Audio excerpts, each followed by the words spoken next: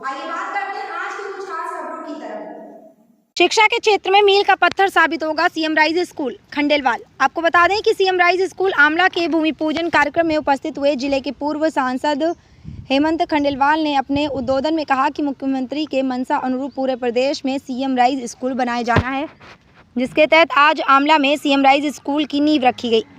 25.75 करोड़ रुपए की लागत से ये भव्य स्कूल आमला ब्लॉक में निर्मित हो रहा है, जो शिक्षा के क्षेत्र में मील का पत्थर साबित होगा। बता दें आपको कि विशेष अतिथि के रूप में पधारे भाजपा के जिलाध्यक्ष आदित्य बबलू शुक्ला ने अपने विचार रखते हुए कहा कि भारत की भूमि पर पूर्व में कई गुरुकुल थे, जिनमें लगभग 60 विषयों पर अध्यापन कार्य तक्षशिला विश्वविद्यालय में होता था। इसके अलावा आधुनिक भारत में नालंदा विश्वविद्यालय भारत की भूमि पर शिक्षा का कार्य करते हुए अपना योगदान दे रहे थे। इस मौके पर जिला पंचायत अध्यक्ष राजा पंवार में संबोधित करते हुए कहा कि आमला विधानसभा की जनता को मैं प्रणाम करता हूं। उन्होंने एक शिक्षित व्यक्ति को अपना विधायक चुना है, जिसका परिणाम यह है कि पिछले 60 वर्षों में कांग्रेस विकास कार्य नहीं करवा पाई। वह मुख्यमंत्री शिवराज सिंह चौहान एवं विधायक योगेश पंडारगे के प्रयासों से आमला में दिखता है। सीएम राइज स्कूल आपको बता दें कि उसी विकास कार्य परिणाम है। इस अवसर पर क्षेत्र के सांसद श्री दुर्गादास उइके ने कहा कि ये देश अब विकास की ओर द्रुत गति से आगे बढ़ रहा है और आगे चलकर हम विकासशील देशों की पंक्ति में शामिल होकर विश्व के बनने की ओर अग्रसर हैं। इसका मूल कारण हमारे देश का व्रत है, जो हमें हमारे प्रधानमंत्री आदरणीय नरेंद्र मोदी के रूप में हमें मिला है। उनकी मंशा है देश का हर बच्चा, हर व्यक्ति अच्छी से अच्छी शिक्षा प्राप्त करे। इसलिए शासकीय स्कूलों में भी निजी स्कूलों की तरह सुविधा मुहैया कराने के लिए सीएम राइज जैसे स्कूलों का निर्माण कर रहे हैं। क्षेत्रीय विधायक योगेश पंडारगे ने कहा कि आमला विधानसभा विकास के लिए मैं हर संभव प्रयास कर रहा हूं। इसके तहत आज आमला विधानसभा में 26 सड़कों का निर्माण हुआ है एवं हो रहा है। इसके अलावा शासकीय अस्पताल, सीएम राइज स्कूल के अलावा रेलवे बांध, नदी पर पुल का निर्माण होना है, जिसकी एनओसी भी रेलवे विभाग के DRM से नगर पालिका आमला प्राप्त कर ली है। आपको इस बात की जानकारी दे दें कि उन्होंने कहा कि हमारे जिले के पूर्व सांसद आदरणीय हेमंत भैया के आशीर्वाद एवं उनके बताए मार्ग पर चलकर मैं आज आमला विधानसभा क्षेत्र में विकास कार्य करा पा रहा हूँ। सीएम राइज स्कूल आमला के लिए एक बड़ी सौगात है, जिसमें हमारे विधानसभा क्षेत्र के बच्चे भी निजी स्कूलों की तरह उच्च स्तर की शिक्षा प्राप्त कर सकेंगे। स्कूल में प्राइवेट स्कूलों की तरह बसों का संचालन भी होगा, जिससे छात्र छात्राओं को दूर दराज ग्रामों से स्कूल पहुँचने में कोई असुविधा नहीं हो। लगभग 26 करोड़ रुपए की लागत से बनने वाली इस स्कूल में सारी सुविधाएं उपलब्ध होंगी, जिससे स्विमिंग पूल भी होगा और लगभग सभी विषयों की लैब भी बनेगी, जिससे कि छात्र छात्राओं को हर क्षेत्र की प्रैक्टिकल शिक्षा भी प्राप्त हो सकेगी।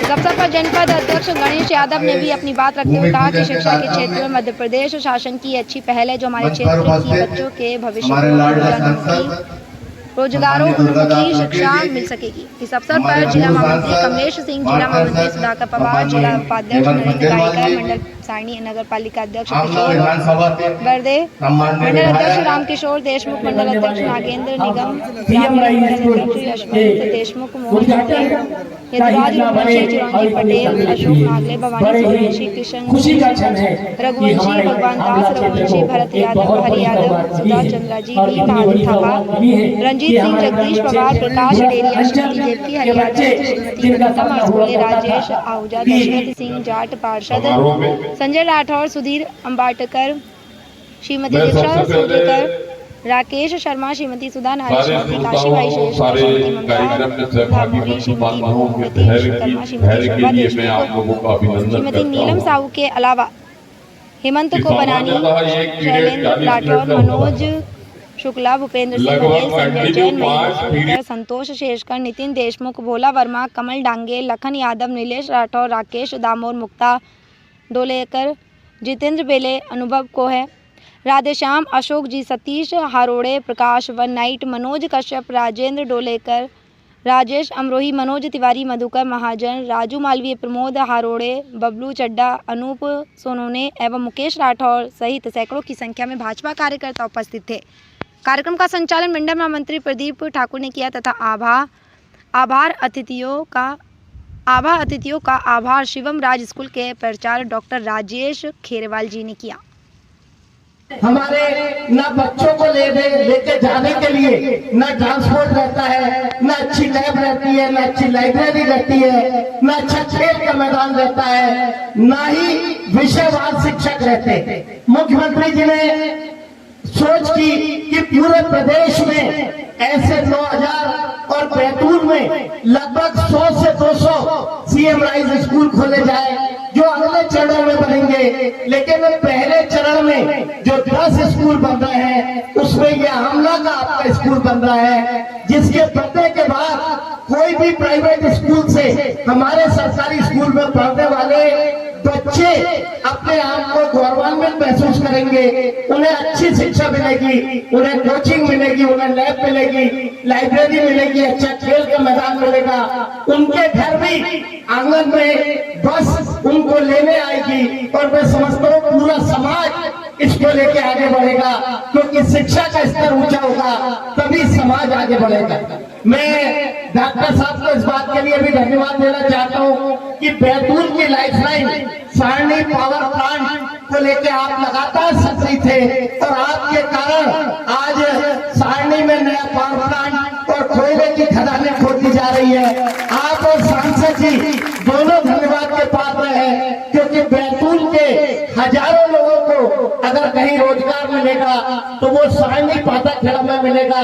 फिर सुखना डांगा में आप जो इंडस्ट्रियल एरिया लेके आ रहे हो उसमें सारणी को बेस करके और उद्योग बनेंगे। मैं आप सबको आज के शुभ दिन बधाई देना चाहता हूँ, क्योंकि हम सब मिलकर जब शिक्षा का स्तर, चिकित्सा का स्तर और रोजगार देने का काम समाज को करेंगे तभी हम समाज को नए आयाम पर ले पाएंगे। मैं विधायक जी को इस बात के लिए भी धन्यवाद देना चाहता हूँ कि मैं लिस्ट देख रहा था, आपने 27 रोड स्वीकृत की। मेरे को बहुत सफल विधायक माना जाता था, लेकिन मैं भी 10 से ज्यादा रोड स्वीकृत नहीं करवा पाया, लेकिन आपने मुझसे 3 गुना कराई और इसलिए आप धन्यवाद के पात्र हैं, जिन्होंने इस क्षेत्र में हर काम को करने का प्रयास किया।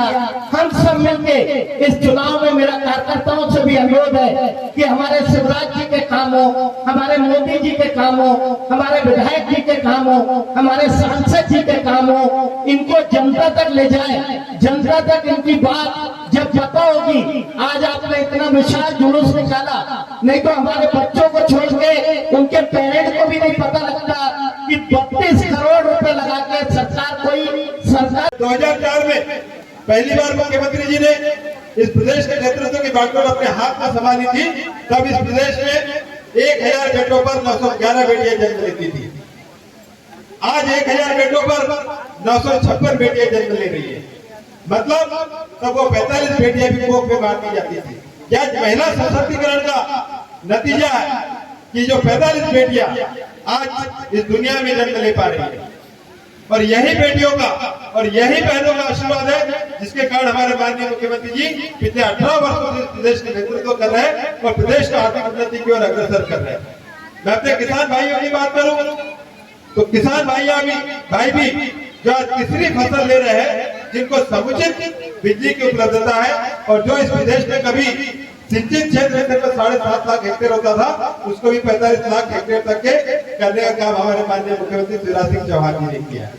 और भी आगे डिमांड है अभी, जिनसे जो पूरा करते हैं अपेक्षाएं भी उन्हीं से होती है। कुछ बैराज की भी हमारे क्षेत्र में डिमांड है। निश्चित रूप से उन क्षेत्रों में भी हम लोग सिंचित क्षेत्र बढ़ाने का काम कर रहे हैं और मुख्यमंत्री जी का भी लक्ष्य है कि इस 45 लाख हेक्टेयर से 65 लाख हेक्टेयर तक के इस प्रदेश का सिंचित क्षेत्र करना है।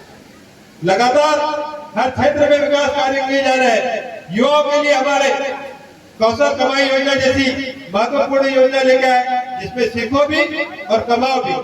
हमारी बहनें कई बार पूछती है कि बेटियों को तो सब दे दिया, बेटों के लिए भी कुछ कर दे। तो बेटों के लिए भी निश्चित रहे बहनें, उनके लिए भी योजनाएं हैं। जो कौशल कमाई योजना है, सीखो और कमाओ, उसमें बेटा बेटी का कोई भेद नहीं है। जो बेटे हमारे 12वीं में 75% से ऊपर अगर नंबर लाते हैं और किसी कारण में थोड़ी बहुत हो जाए, इंजीनियरिंग के मेडिकल कॉलेज के सरकारी मेडिकल या इंजीनियरिंग कॉलेज में अगर एडमिशन नहीं मिलता है, तो उन बेटा बेटियों को भी अगर प्राइवेट कॉलेज में एडमिशन लेना है तो पूरी फीस भरने का काम भी हमारे माननीय मुख्यमंत्री जी करेंगे। ये भारतीय जनता पार्टी की सरकार है। जिन्होंने कई ऐसे काम किए जिससे समाज में एक बदलाव आया। हमारी बहनें भी आर्थिक रूप से उन्नत हो रही, हमारे किसान भाई भी आज आर्थिक उन्नति की ओर अग्रसर है। हमारे युवाओं के भी रोजगार की समुचित व्यवस्था की गई है।